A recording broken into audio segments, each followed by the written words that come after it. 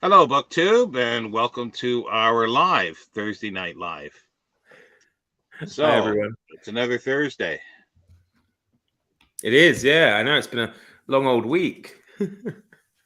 Started work on Tuesday, so it wasn't too bad. And it's strange because it's so well. I won't say pleasant because it's raining and stuff, but it's quite mild today. So I think, and we were supposed to have the school ski trip next week, and there's no snow, so that's not going ahead, Hmm. which is odd. Usually, there's Yeah, loads it's of snow. it's been in low teens here, so and a lot of rain, but it's been warm. Uh, But yeah, how's your reading been going? My reading's been going pretty good this week so far. Yeah, it's going well. I mean, I'm reading a lot. I'm just a bit behind in one of my buddy reads. I'm buddy reading this Les Miserables. Oh, see the light glares on it. And actually, it's got the deckled edges, right? So it was quite hard to read in bed. So I ended up getting the ebook uh, version, which is easy to read. But I'm on book 3, and my buddies are on book 5, so they've overtaken me. But that's because I'm taking part also in Sackett's, Hornblower, Historathon. So I've been reading other things as well. I think both of those two are concentrating on only 2 books, so they're doing quite well. So hey, Summer. Oh, sorry. Yeah, I should read it. Yes, Les Miserables is fantastic so far. Hi, guys. Hi, Elizabeth. Hello, Sean and Mark, she says. Yeah, Sean I can't see have the comments trouble very well. reading because my light's broken here, and I got one in front of me that's blinding me. I You're like can't. under interrogation. Yeah.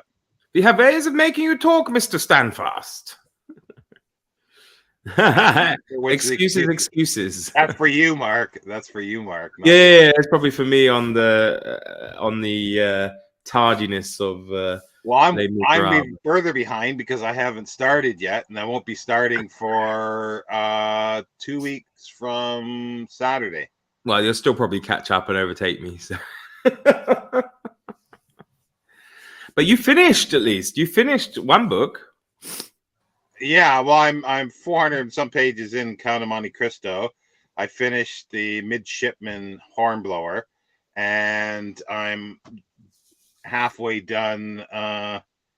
Time of Hope by. Well, that's you can really see that, can't you? But I've got to By CP Snow, and I'll be finished that tomorrow. So, and then back to it'll only be I will only have finished 2 books this week. That's all. Well, I do have to say that I have finished 3 books this year already. So, Well, I guess you could almost say because I finished The Hobbit, and I was only like 20 some pages into The Hobbit, so I guess that's almost a count. yeah. But I can't really count the 3 books I finished because they were like 45 pages each. Yeah. Oh, jeez. That's But a story. well, no, they exist. They exist on Goodreads on their own, so to me that counts. But I have to say they're quite good. I mean, I only rated them, I think, 3 stars out of 5, and that's purely because they are just like introductions or overviews, and there are no sources, bibliography. It's a series. Amazon, I don't know if they're put out for free, but Amazon, it's on their unlimited thing, and they on the Hittites, the Assyrians, the Sumerians, they're interesting, I have to say, because I don't know anything about them, but like for a starting point, I would say I would recommend them. But I think it would be nice, yeah, if they had some Who's sources, written because them? sorry, Who's written them? no idea, some random maybe, I don't know. There's a whole series. They got Wikipedia. It's a Wikipedia. yeah, yeah, it reads better. I have to say, whoever wrote them, they're quite well written. To Hi, be Aaron. fair. Sorry, yeah, evening, chaps. I'm not finishing anything this week, Summer says, but then she says, "Oh, I read that short story." She's referring to a short story that appears in Les Miserables by Charles Dickens. Oh, okay, I don't remember that. No, no, no. It's some character that's mentioned in the book, and it was actually the person appeared in a short story written by Victor Hugo. But Summer, because she was telling us in the group, was so tired last night, she searched for it under such and such a story by Charles Dickens, and of course couldn't find it. So then she realized, oh yeah, because we were reading, literally last week we were still reading Our Mutual Friend by Charles Dickens. So I think it was like a case of sorry, Summer, to embarrass you in front of the, I don't know, 3 people who are watching. Sorry? The million people who are watching, yeah. So Elizabeth says she may not finish any book this year. This week. This year. But they're an interesting series. There's like 5 of them in the ancient. But I couldn't rate them highly without sources because I want further reading. I want more information, and it does make me think that I'm not sure how much I can trust what they say if they don't cite something. But it was interesting. I learned, for example, that ancient music exists. That they managed to decode some Hurrian music from northern Mesopotamia. It's like from 1500 BC, and you can listen to it on YouTube, and that's kind of cool. That you can listen to something written so long ago. Somebody has put the Epic of Gilgamesh on a replica of a Sumerian instrument as well. Yeah. But nobody knows how it was spoken. So that's it. Nobody knows how Sumerian was spoken. It's true. Aaron says that light makes it look like the Russians have dropped a nuke on you, Sean. Yeah, no, it's just the other one's broken. So if I do that, all I got is that'll look like it because it looks like a radioactive light right up the back. Yeah. So yeah, but how's your Historathon reading going? Have you I haven't actually yet? No, I haven't read it, and it'll be next week. I'm gonna start. You really have it. You really have it all planned out then, like your reading schedule. More or less, because I've got almost 20 books to read this month. So, and 2 of them are upwards of 1,000 pages. So, well, that's not bad. So I need to do that. But yeah, I'll be starting with I don't know. Well, you can't see it here. It's the Prehistory of Africa by J.D. Clark. So I'll be reading that next week, and it's only 200 and some pages. So it depends, because most books I'm reading next week I think are fairly short, except maybe. Well, no, Saturday and Sundays I'm reading Count of Monte Cristo until it's finished. And then I think there might be one 400 page, one or 500. Can't remember which it is. It's Prelude to Foundation, I think. That's the one. Or is it Forward? I always forget which one comes first. Asimov. Yeah. I can never remember which one comes first. Prelude or Forward?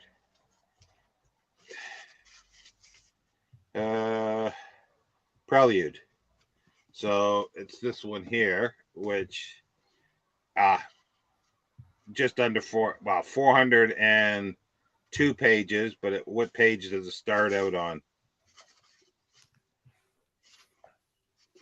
Starts on page 1, so it's just over 400 pages. So that's the longest one, I think, next week. Now, you talked about a book, I think it was in your Historathon recommendations, about the world's oldest profession. Yes. What was the name of the book? I mean, I can look it up later, but if you remember. Oh, crikey. Yeah, just the world's oldest profession. Okay. Prostitution. Yeah. Because I came across one yesterday that looks at prostitution in, I think, in the ancient and early medieval world, but the name is called Horror Stories. So, Well, it's a misnomer because they keep saying that. But if you're talking about profession, farming, I guess, and a flit napper and stuff like that, were the first. Were before that, I would have thought, because you I need don't know. to You don't know. I mean, why was the flint napper napping flints? to get You know. food to eat. Well, yeah, but even then, maybe the people gathering the food were gathering the food to trade it for something else.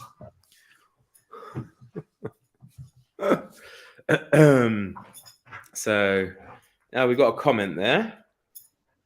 Elizabeth, I had a couple of false starts for Historathon. I think the third will be the right one. Well, that's what we say, 3 times lucky, isn't it? I'm 25% in when Jesus became God, the struggle to define Christianity during the last days of Rome.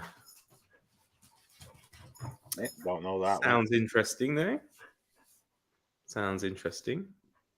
Yeah, I'm sticking to Africa for the whole year. Oh, I haven't shown the later ones that I'm going to do. I actually pulled those. Oh, yeah? Let me hear somewhere. It's not that one.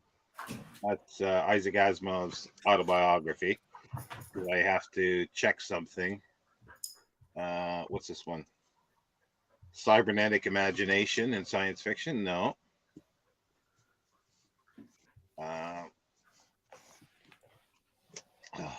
Yeah, it'll be this one. I'll read this one throughout the year because it's The Fortunes of Africa, a 5,000-year history of wealth, greed, and endeavor by Martin Meredith. He's written chunkers. Oh, yeah, that is a big one. And even bigger will be for December, probably, if I can get it out of here without knocking everything down. Oh, Jesus. This one is so light. It's must be the British edition because it's just crap. Here's Africa, Modern History, 1945 to 2015. It's bigger too, and it is it's got a lot of notes,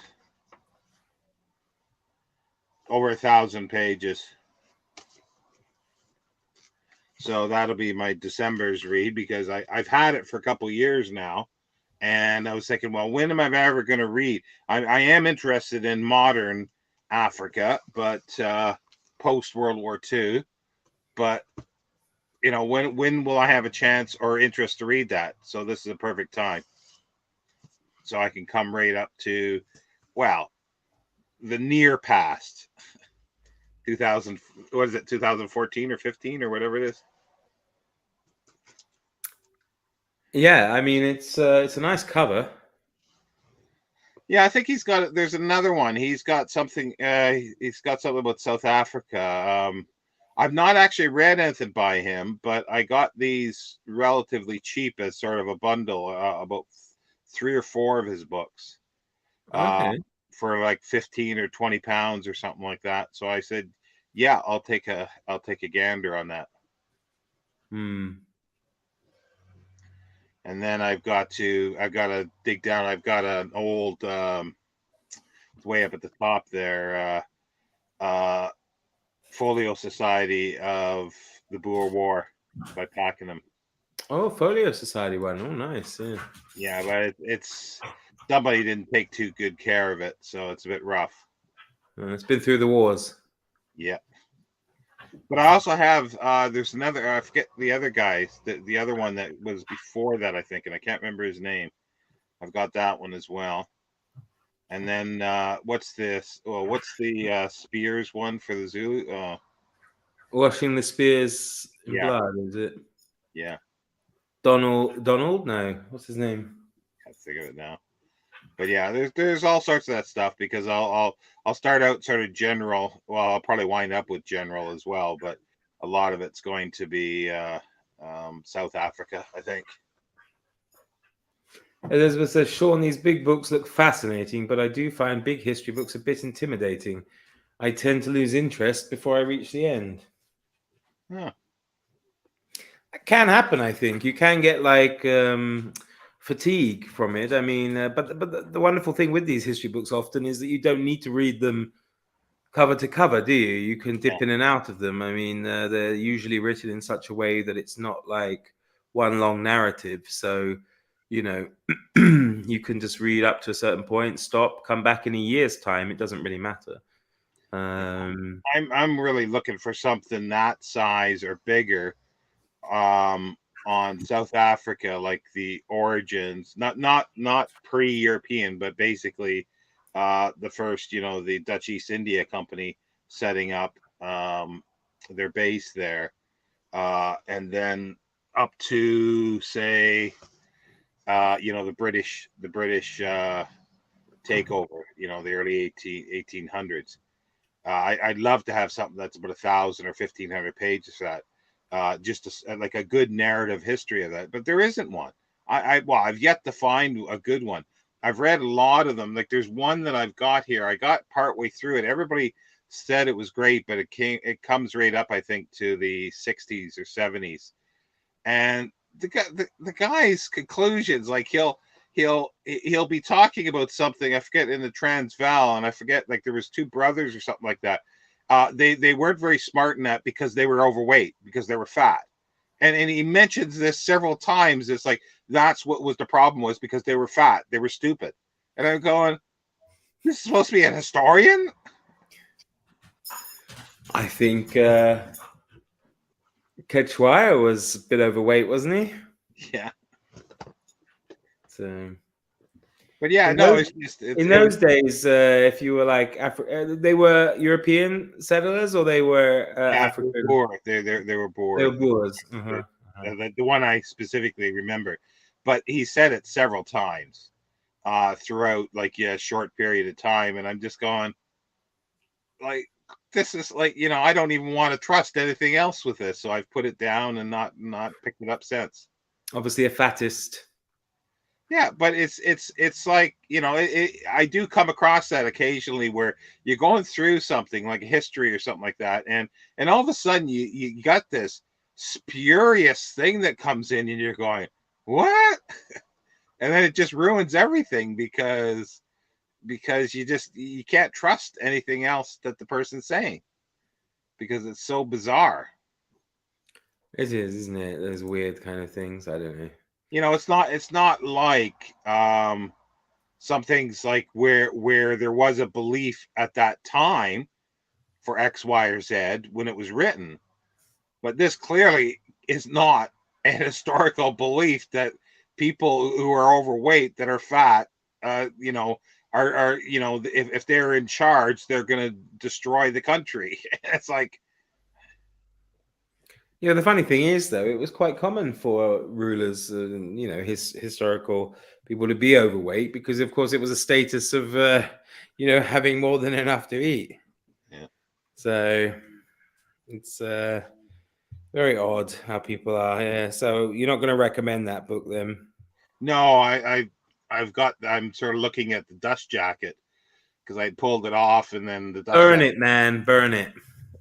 Well, I don't know where the book is, but I stuffed it away. I think it was in 2020. I was reading it, I think, and late 2020, and I just couldn't continue.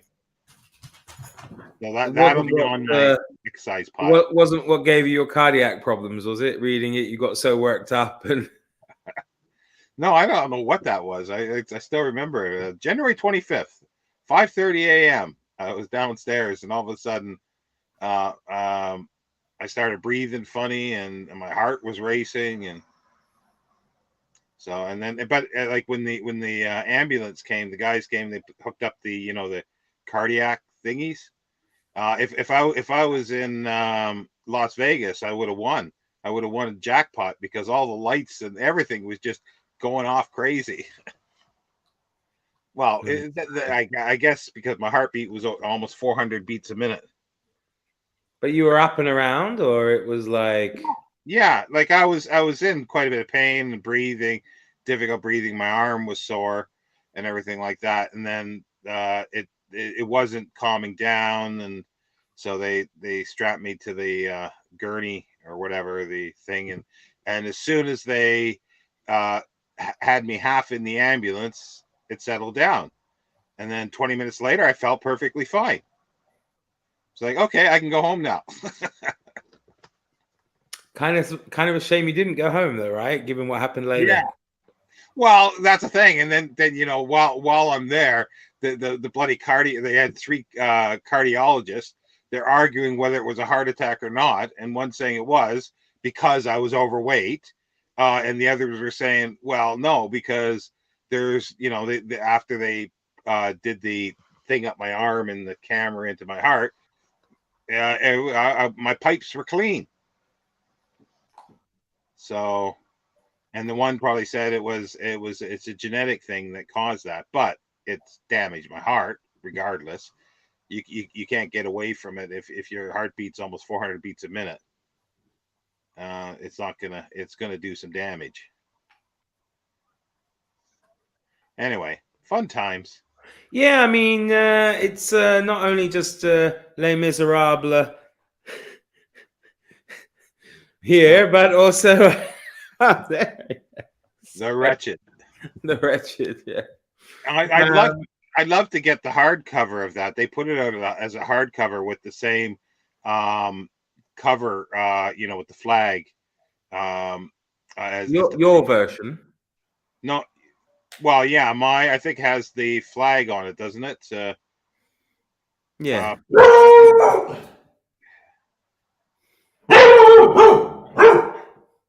Sorry. He's answering somebody else's call.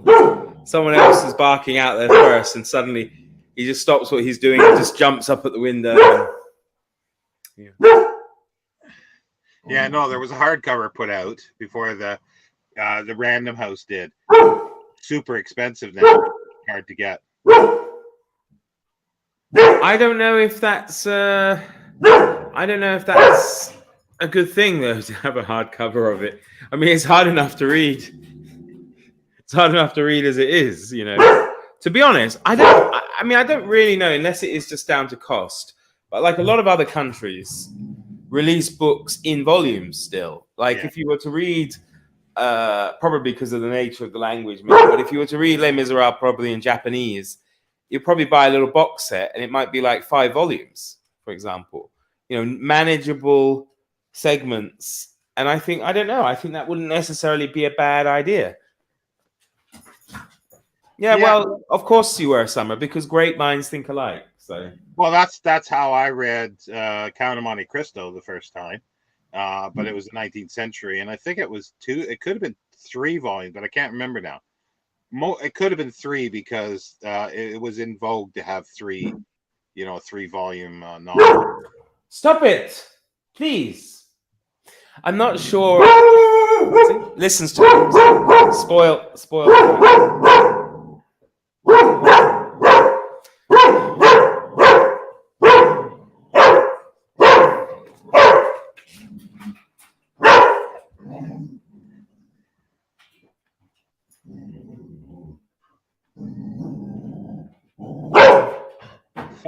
Still doesn't talk.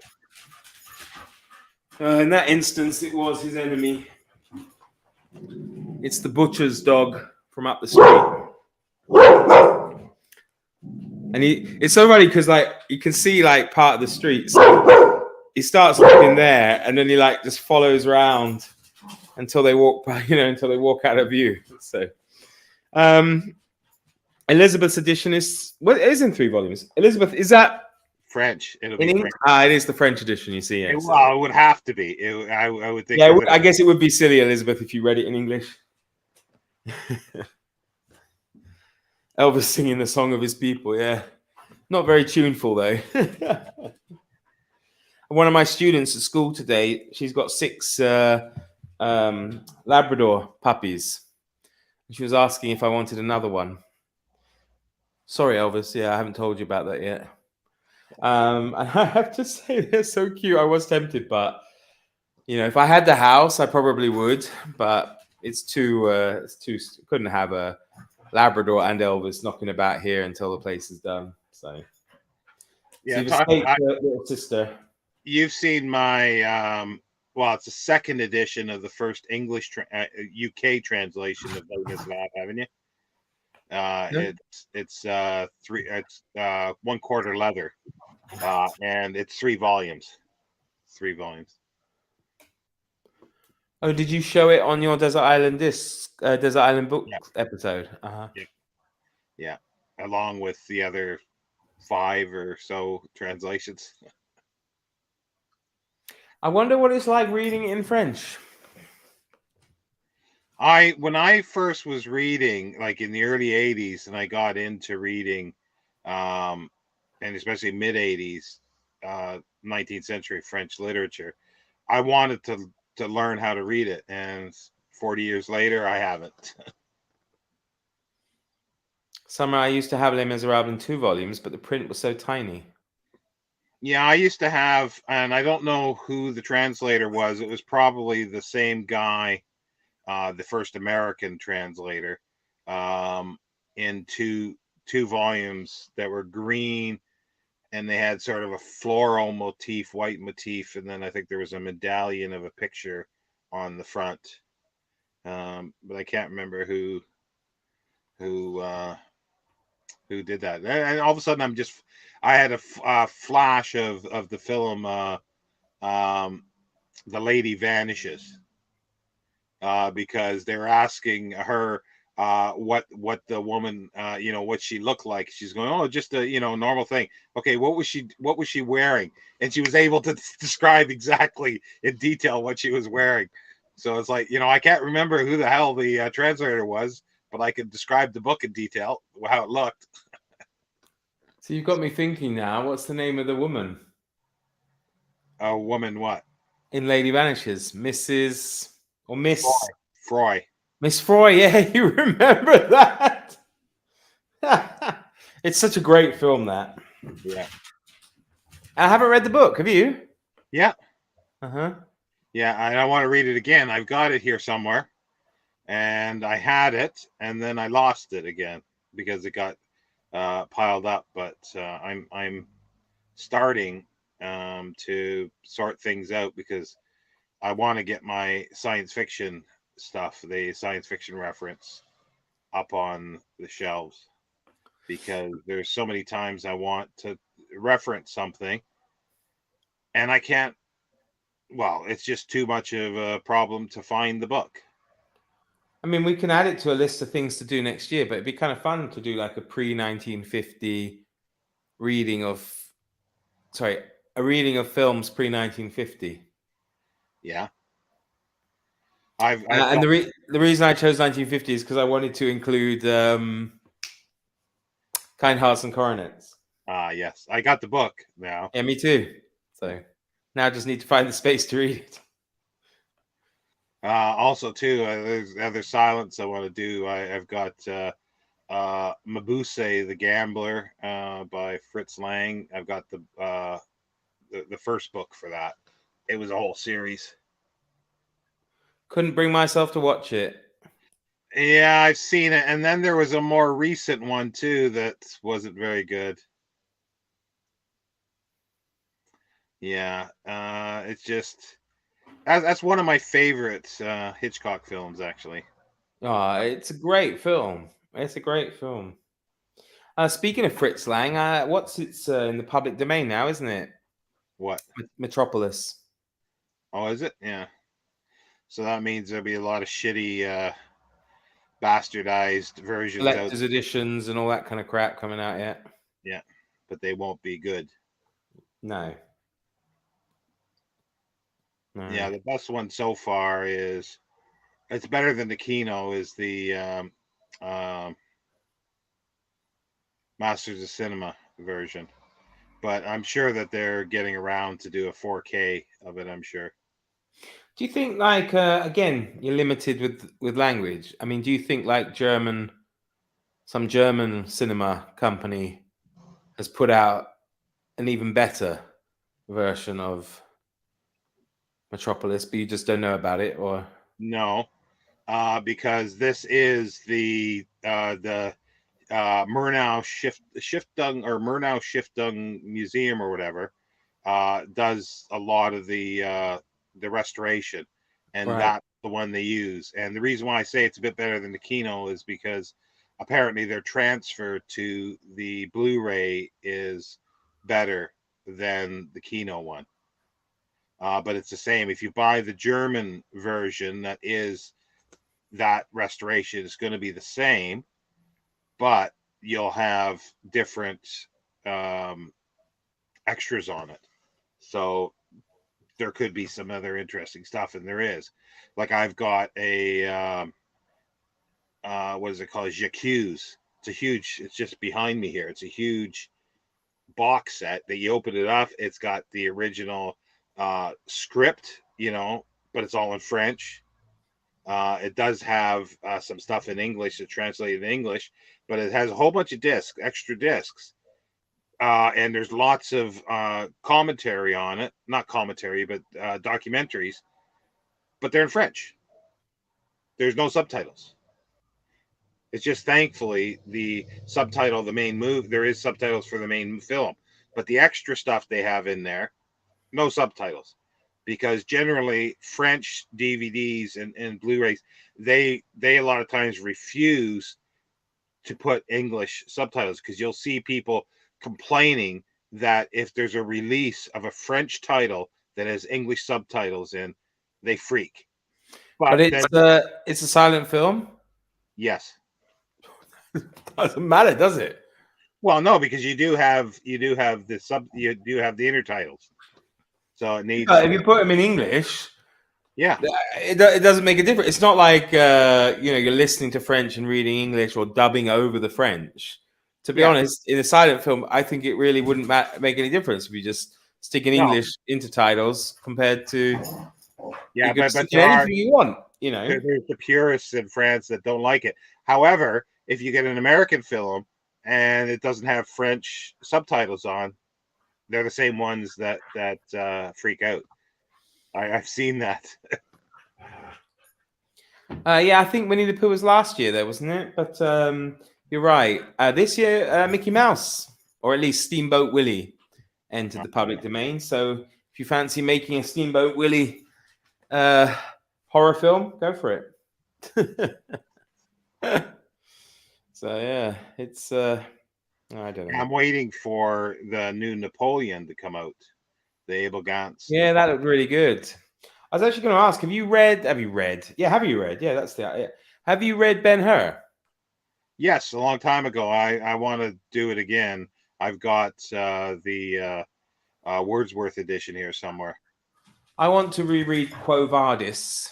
Yeah. So. Well, Quo Vadis is better than Ben-Hur. Ben-Hur is a slog to read, if I remember right. But then if you read that, you have to watch the original, the Roman Navarro 1926 version. It's much better. The chariot scene is way better than the 50s. So 1926. So it should be this year in the public domain. Possibly, yeah. Huh. That'd be cool. Although I imagine it's the type of film you probably do want to watch in the best definition you can. Yeah, well, I've seen it with live orchestra in London, and that was really good. Oh, I'm behind thingies here.